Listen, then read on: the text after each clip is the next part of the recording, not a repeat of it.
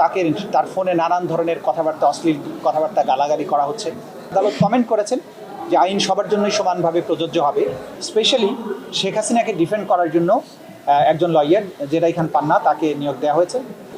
আজকে প্রথমে এই আদালত যে আদেশটা দিয়েছেন সেটা হচ্ছে সোশ্যাল মিডিয়া সহ বিভিন্ন গণমাধ্যমে এই ট্রাইব্যুনালের বিভিন্ন প্রসিডিংস এবং ট্রাইব্যুনালের বিচারকদের ছবিকে বিকৃত করে নানান ধরনের ব্যঙ্গাত্মক নানান কথাবার্তা বিভিন্ন জায়গায় প্রচারিত হচ্ছিল এবং সেখানে আইনকে ভায়োলেট করে যেগুলো সত্য বিষয় নয়, যেগুলো ফ্যাক্টস নয়, সেরকম ফ্যাক্টসকে টুইস্ট করে মিথ্যা তথ্যের উপর ভিত্তি করে এই ট্রাইব্যুনালের সম্মান যেটা জনমনে সেটাকে বিঘ্নিত করার জন্য, সেটাকে হানি করার জন্য নানান ধরনের অপপ্রচারমূলক পোস্ট দেওয়া হচ্ছিল। এটা ট্রাইব্যুনালের নজরে এসছে এবং এর আগে আপনারা জানেন যে কয়েকদিন আগে ট্রাইব্যুনালের চেয়ারম্যান একটা জিডিও